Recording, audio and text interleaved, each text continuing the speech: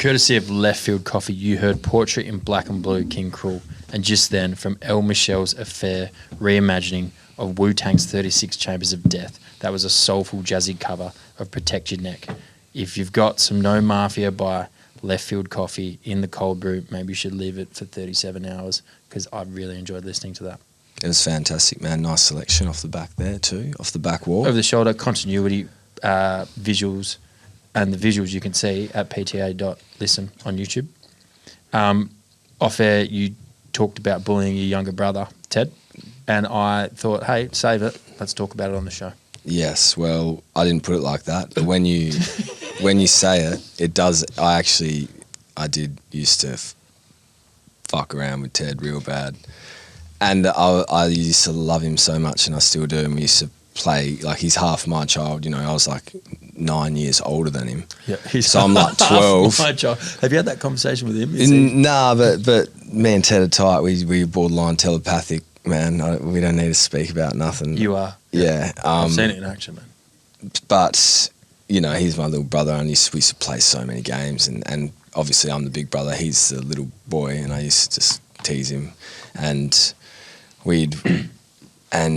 one time we were playing soccer, and we used to play soccer out the back, and it was so much fun because he loved it, and he's like 3 and 4 and like 6, he's like a young kid. And anyway, Tom Enright, Left Field Coffee Roasters, love their brews, but one of my boys who's associated with them, family business, he was around, and me and Tom formed a team against my younger brother Ted and named it the 36 Chambers of Death.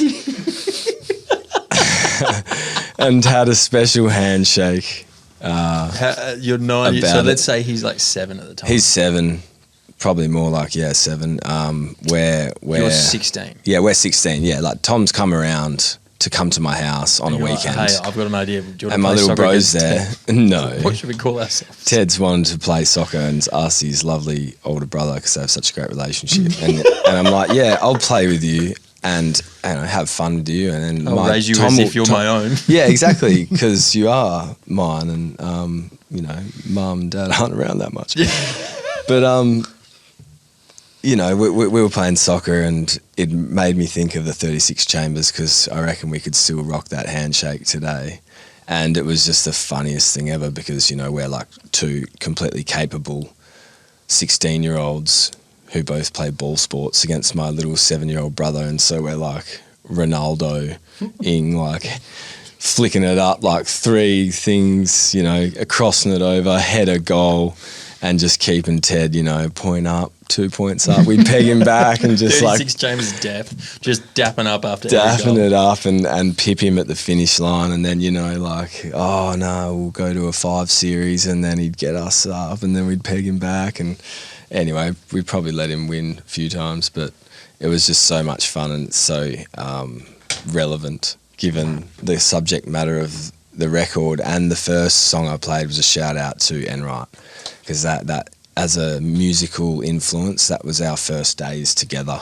King Cruel, and he was on Tribe Called Quest, and Jamie T, and it was like year 9, year 10, formative years, going to Roto, and that King Cruel song was the first King Cruel song I ever heard, and it starts with spastic gyrations in such a unusual but also palatable, deep UK tone, and out really comes great way of putting it, King Cruel, and he just plays the coolest song ever. That's so unique, and I've been in love with him since. So shout out Left Field and shout out to Enright.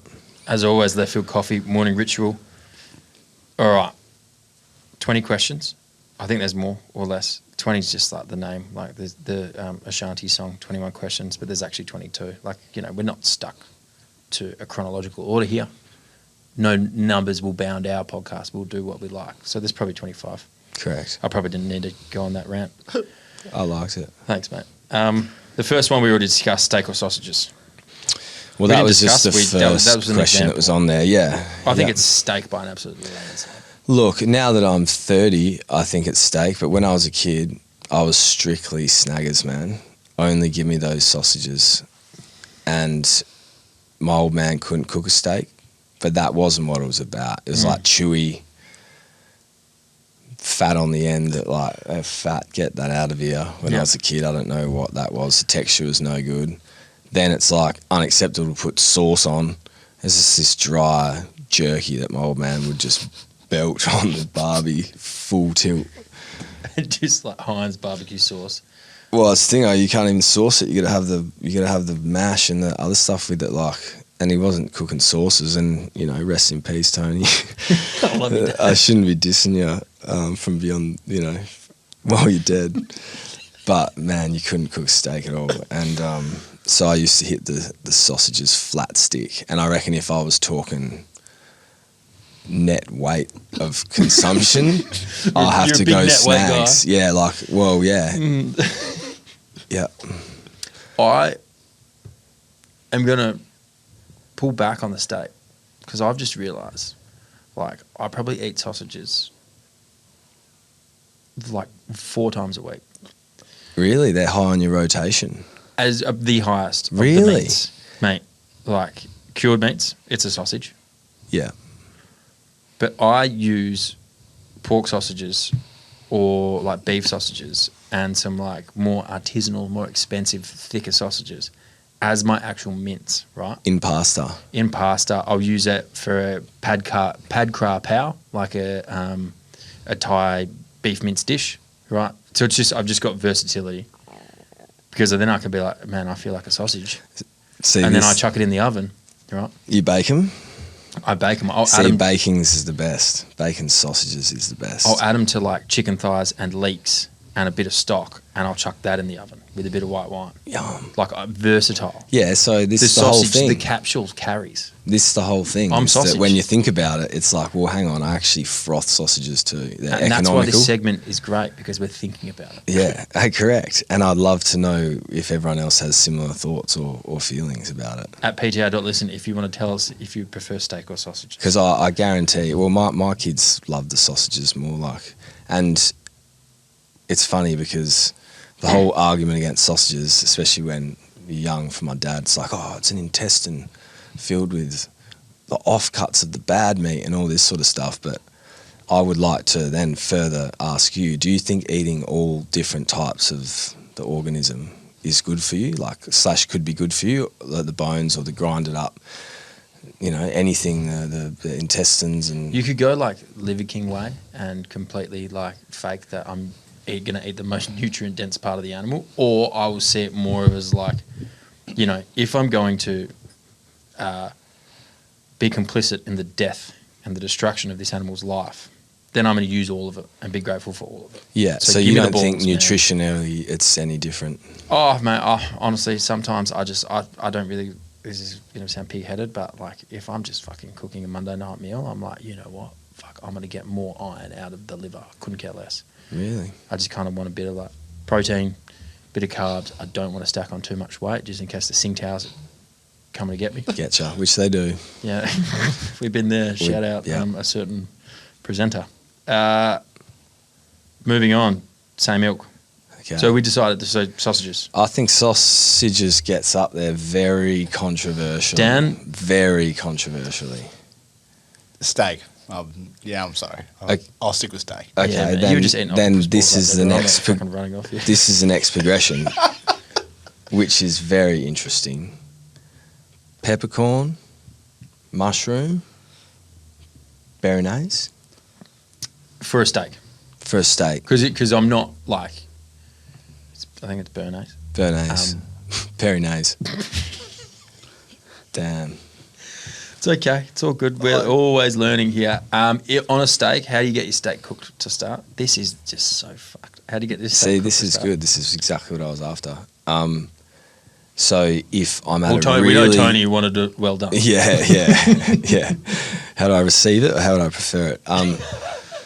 If I'm at a really good restaurant and I'm out, I'll go for medium, only because I know that they're going to make it 30% rarer than what I'm thinking. But if I'm my stock answer, medium rare, that's what I want. I want it I want it cooked on the outside, and just in the middle, it's like it's getting towards raw. But I don't like it mooing, and I don't like it where it's bloody and it's chewy, because it's so like it's just too rare is almost, that's definitely worse for me actually than too well done. And so if I'm at a really nice restaurant, and then you're in that restaurant, and I'm in that restaurant, and I'll be saying, I'll have some peppercorn sauce, please, which is only the last 18 months. Before that, I was mushroom all the way, die hard. And I'm saying, can I actually have some chippies too, please? Yep. What about you? Me, pub, medium rare, Mm-hmm. steakhouse, rare. You demon. Really? I'm a Are you agreeing with that too, Dan? Yeah, I don't mind. I'd rather it be under than over. So if I go a rare and it lands at a medium rare, I'm happy. But if you go a rare, they're not going to give it to you blue. Like, usually they'll get it there enough. But what about I when... like Dan. you do have some pretty sensible opinions. I'm not going to lie. You make good sense a lot of the time, Dan. It's been a pleasure to have you on the last month. But but what about when steaks it's like raw meat. It's not a steak. This conversation needs context. Like, he's looking at it from the pub angle, and he's going, I know you're going to get it to medium rare if you do it rare, because you've just turned your back and you're chucking the potatoes in the microwave. Yeah, right. No disrespect to Sorry, any of the I know what local you're pubs in town. All right, and then what about sauce? I don't think I've ever got a steak and not got a mushroom sauce. I love a mushroom sauce. So that's what I was doing. I was like, mushrooms are best. It's the best thing ever. And then I got peppercorn because someone was like, mate, you're an idiot. And then I tried peppercorn, and now, I can't go back, man. It's so good. I'll do it. Next Yeah, time I have get a a steak, crack. I'll get peppercorn. Yeah. I'm doing it in an hour and a half, getting peppercorn. I'm usually mushroom. Tomato or barbecue, mate? You were fucking on fire on these questions. I'll tell you what, bro. Well, You're such an artistic genius, and you've come here. Well, Tomato or barbecue? I'm tomato, for sure, without a doubt. We're talking Bunnings hot dog for context. Bunnings hot dog, bacon egg roll, the lot. Like, barbecue had a place when I was 15, especially the smoky barbecue, which had no E and was a thing. But it's just not even a decision. I don't even own a barbecue sauce, put it that way. Mate, the bacon and egg breakfast bap, right? And you think like, yeah, man, I'm gonna fucking like tomato, whatever. That's for kids, and you do the bacon. When you go back to the tomato sauce with the bacon and egg bap, it hits like nothing else. Best ever. And what I really want to vouch for right now, which has changed my at-home cooking, is just like a good relish, like a house relish. You go and grab a relish from somewhere and substitute it for the Heinz tomato sauce that we're running. Then all of a sudden your game goes to the next level, and it's all a very enjoyable experience. I'm hijacking. To play some music? Oh yeah, I forgot. That's what we need to podcast is do right about now. this. Yes. No, we've been talking silly things for too long. Wait, And we need Dan, to- how long's that like little break been? You reckon? I reckon we're close to 15 minutes. Mate, I'm so sorry. Mate, To I the thought you were staff. going to go there. The staff members need to go to Smoko now and enjoy a couple of tracks. And you hit me with tomato barbecue. It's like, bro. No, I was about to Hurry go up. to like, did you keep it in the fridge of the pantry? Oh my God. Fucking play the songs. Play the songs.